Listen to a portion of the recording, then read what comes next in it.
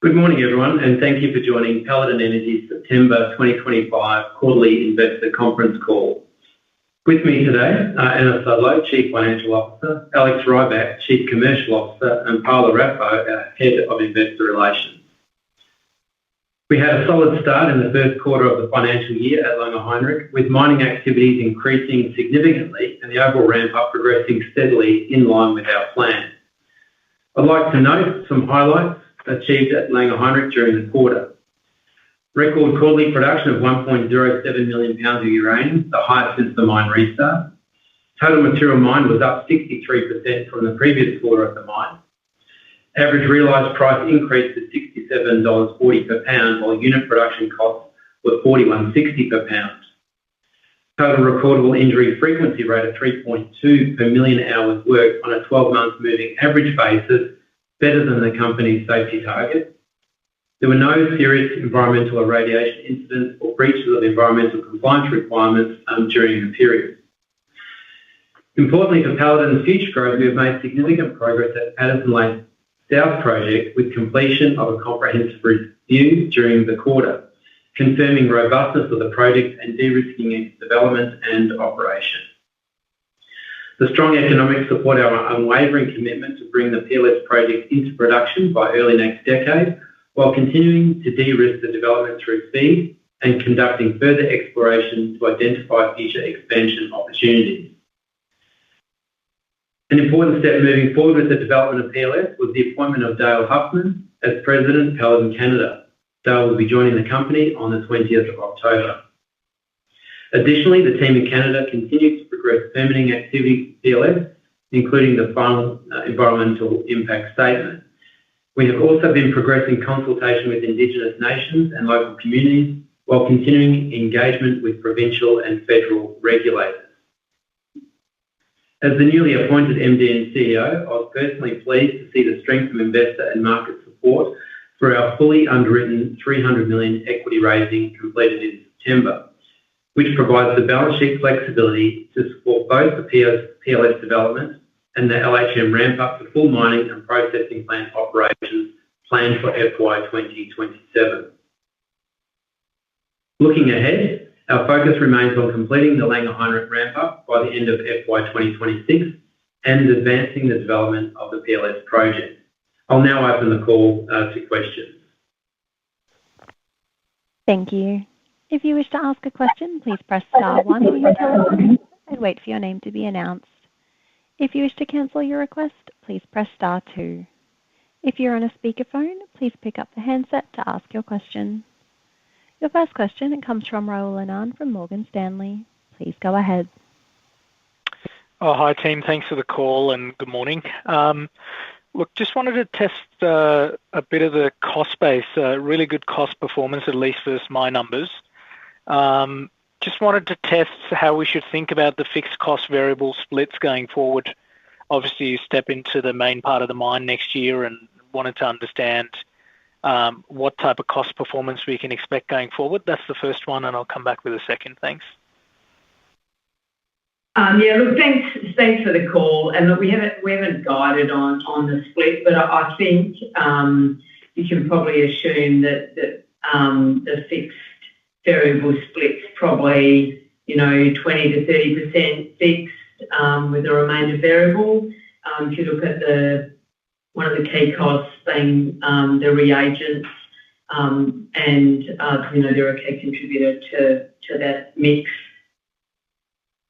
Got it. Okay. And then I guess any sort of clarity into what's going to change in terms of the fixed cost base going into next year. I would think that you probably get a bit more fixed component in your cost base as you kind of ramp up the mine more as opposed to stockpiles. Is that the right way to think about it, or are you there or thereabouts in terms of your fixed cost base? I think if you look at next year, we'll be into more mining than we currently are. So I don't see really, and the majority of that mining cost is going to be a variable cost, right? So I think overall the balance is probably going to remain, pretty much as it is.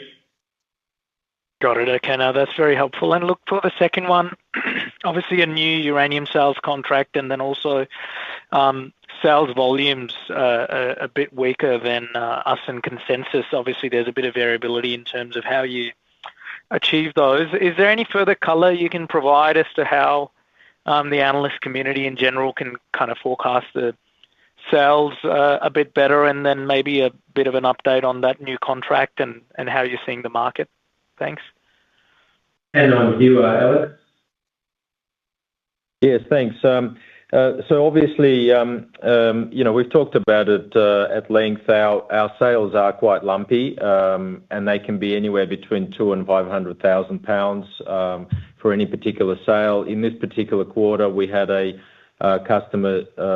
shipping delay, which meant that a customer delivery got pushed out from the September quarter into the current quarter, and that was the main reason for that lower sales number.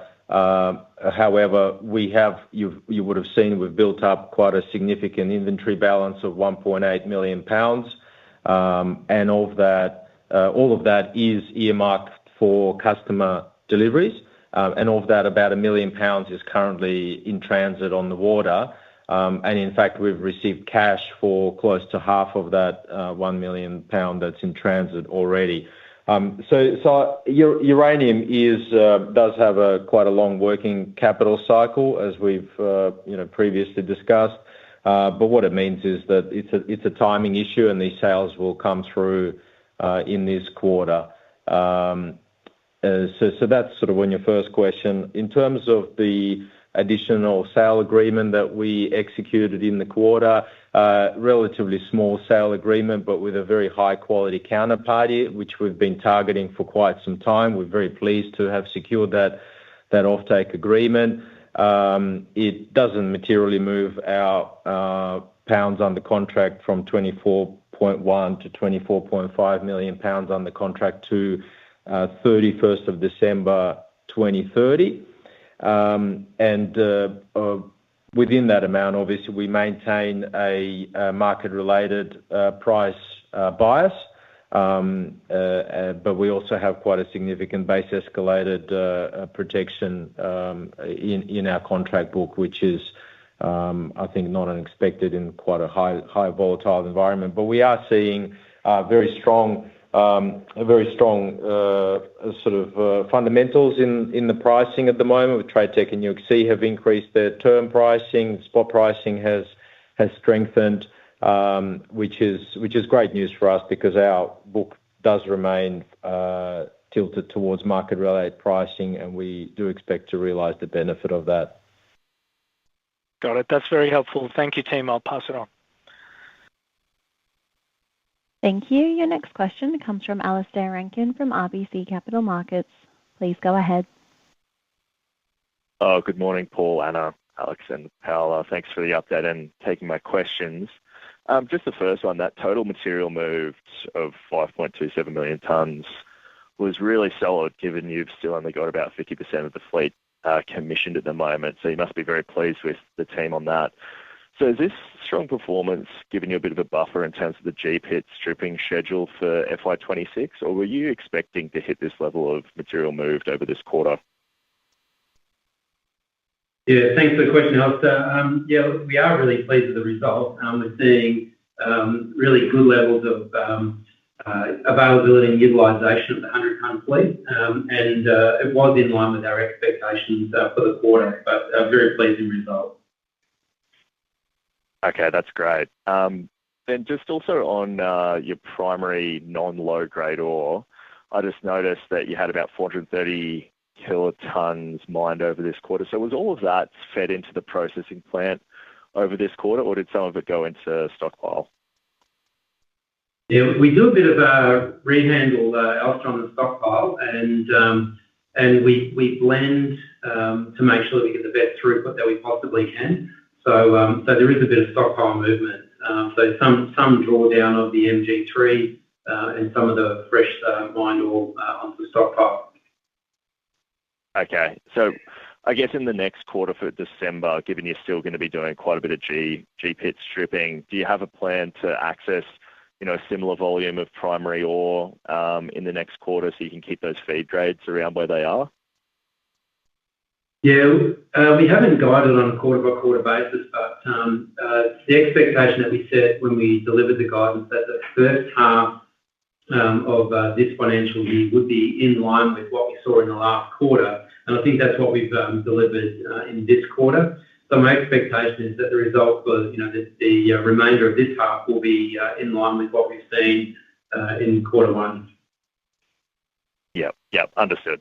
And then maybe just lastly, could I just get a reminder on the current sequencing for which pits you're planning to mine? So obviously you're doing the G pit at the moment. You mentioned that you've done a little bit of work on the F pit, and I think in your guidance for FY26 you mentioned the J pit as well. So could you just give us a quick refresher on what the plans are on the sequencing of the pits that you're going to mine?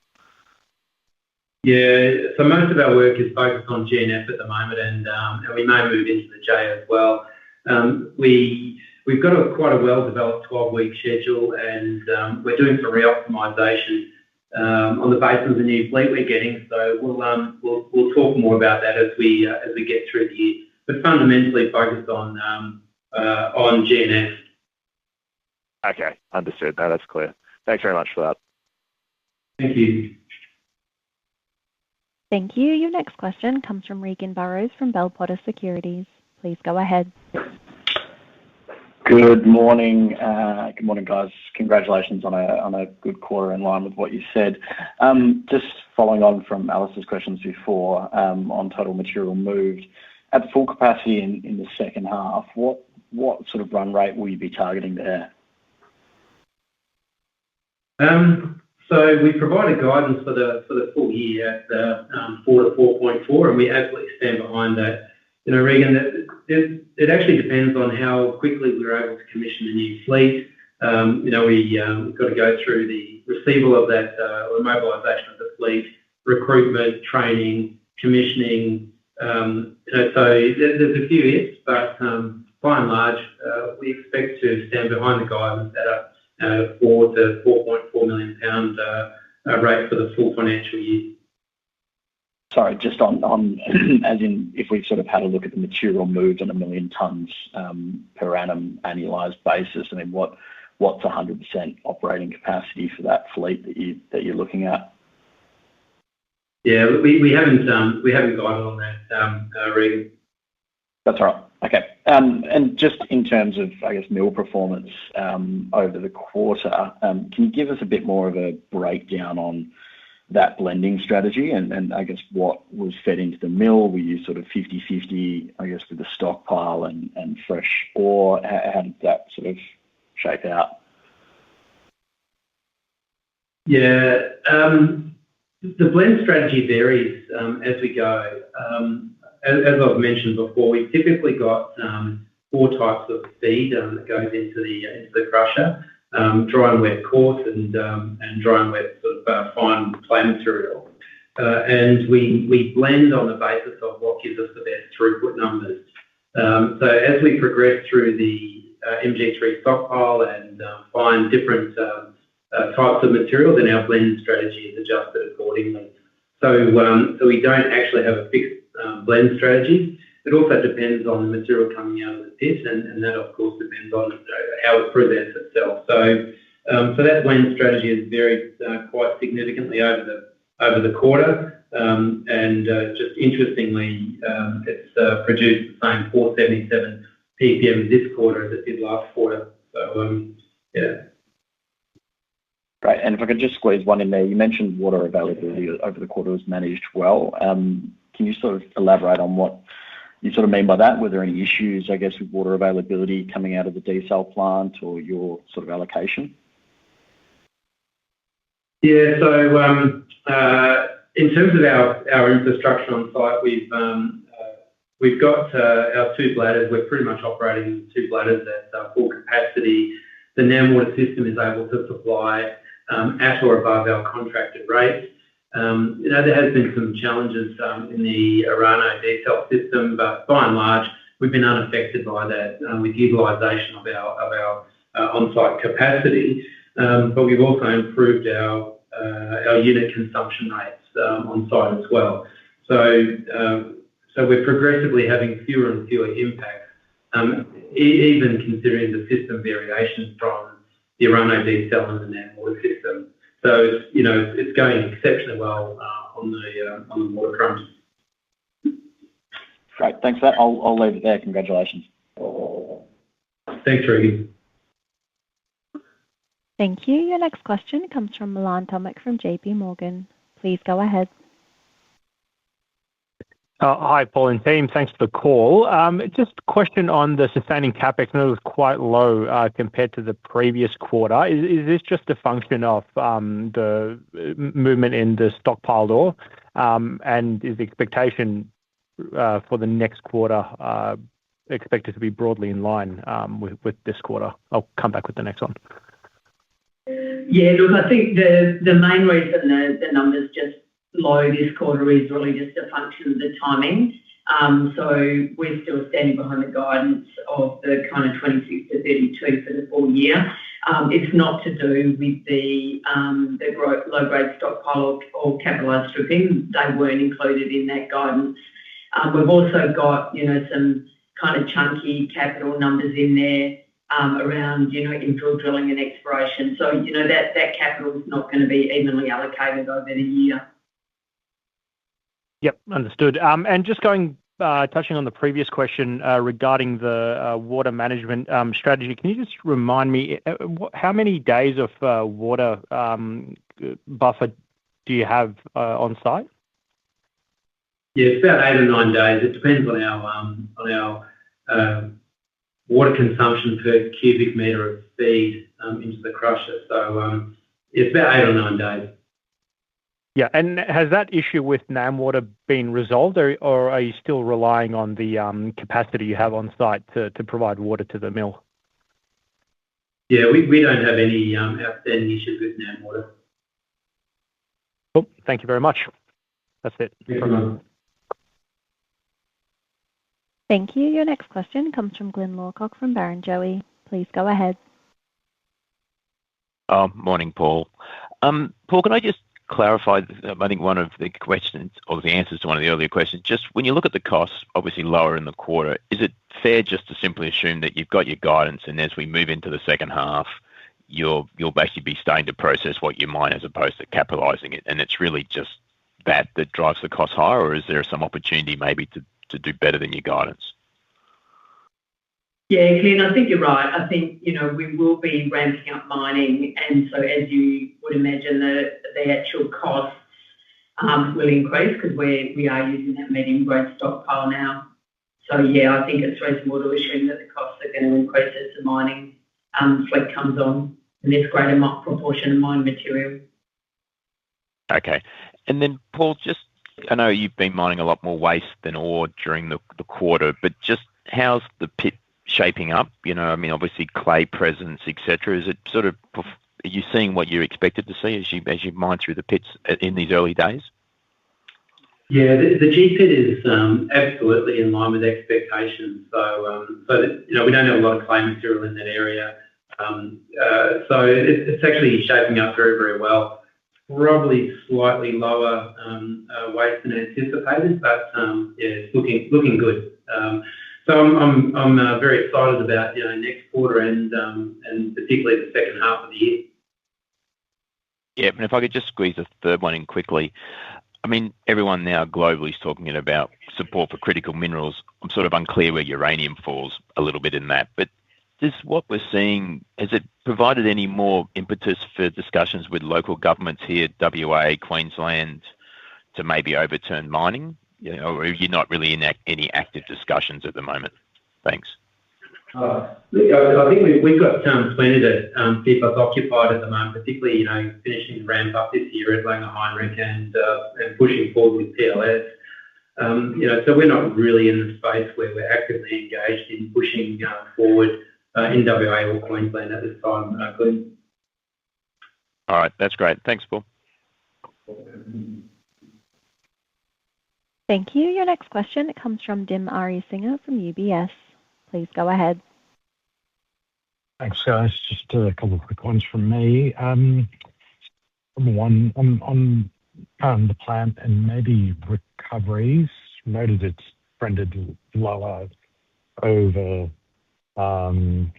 last few quarters.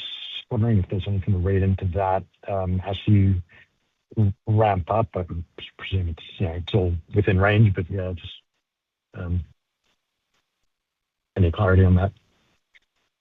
Yeah, thanks for the question. So typically our target range is 85 to 90, and we're within that range. In most plants like this, it's very, very dependent on your plant stability, and that's particularly with respect, in this circumstance, to feed grade. With the stockpile ore and blend strategy that we use to focus on throughput, we do get a bit of feed grade variability, which does drive variability in the overall recovery rate. But as long as it performs within the 85 to 90 target range, we're pretty happy. Yeah. Okay, cool. And then the other one, so obviously a bit of focus on the fleet pickup. Just in terms of what you can put through the plant, so you put, that was kind of unchanged quarter on quarter. Can you, I guess, what's the bottleneck there to start wetting the plant more, even as you're continuing to process stockpiles? Can you go into a bit more detail there, please? Oh, yeah, I can go into heaps of detail on this one. Look, there's a couple of different bottlenecks, and of course it depends on what type of feed you're putting into the plant. So if you put wet clay materials, then the crusher is going to be the bottleneck. What we found is if we put dry coarse material in, then we can increase our plant throughput, and that doesn't become the bottleneck. Similarly, at the CTD, if we have low density feed, then we have low settling rate, and that becomes a bottleneck in the plant. The leaching circuit is not a bottleneck, classification is not a bottleneck, and the final recovery and packaging facility is not a bottleneck in the plant.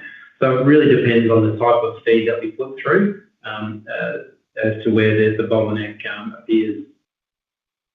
And I'm assuming, sorry, just kind of hard to hear a little bit, but as you get into the fresh ore, that bottleneck lifts effectively. Is that the way to dumb it down? Okay. Yeah, again, it depends on the types of material that we feed into that plant. So if the feed grade or the lithology is heavily clay and wet, then it's going to be more difficult to process. And that means we adopt a blend strategy that optimises our crusher throughput. So although fresh ore largely will be very helpful for us. Okay, cool. Thank you. Cheers, and good work on the result. Thank you. Thank you. Thank you. Your next question comes from Josh Barr-Jones from Canaccord. Please go ahead. Morning, Paul and team. Congrats on the result and thanks for the call.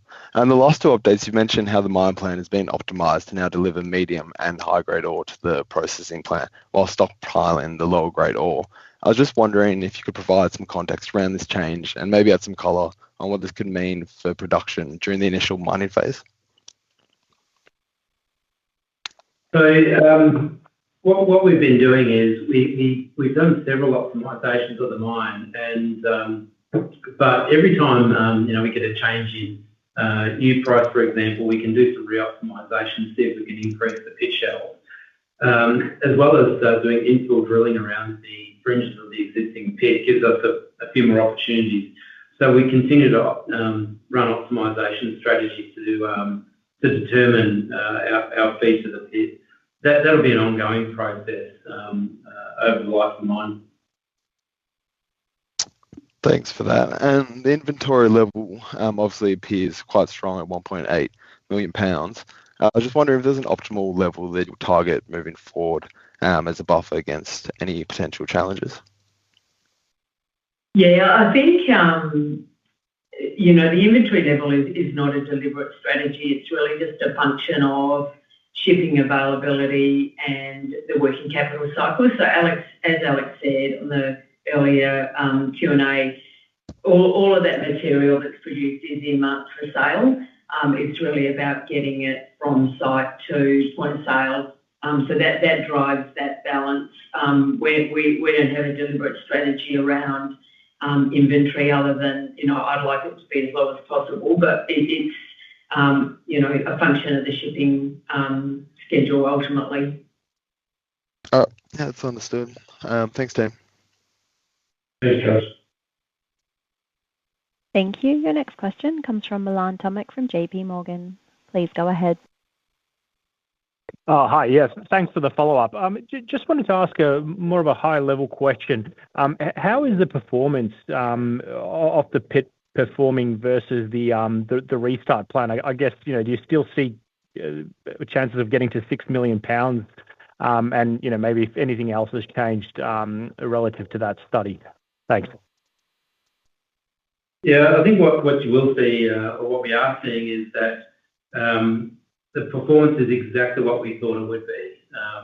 So we guided on that 4 to 4.4 million pound full production rate for this financial year, and GPIT is performing exactly how we thought it would. My expectation as we progress through the year is a slightly stronger second half than first half. And when we get to July, we'll be in a position to provide you with guidance for FY27. At this point in time, I expect FY27 to be very strong. Got it. Thank you. Thank you. There are no further questions at this time. I'll now hand back to Mr. Hembrow for closing remarks. So in closing, we're really pleased with the results for the quarter, and our performance is in line with our expectations. We appreciate the support from investors through the fundraise, and we're excited about the rest of the year and achieving the guidance that we've set. Thank you very much for joining us on the call today. Thank you. That does conclude our conference for today. Thank you for participating. You may now disconnect.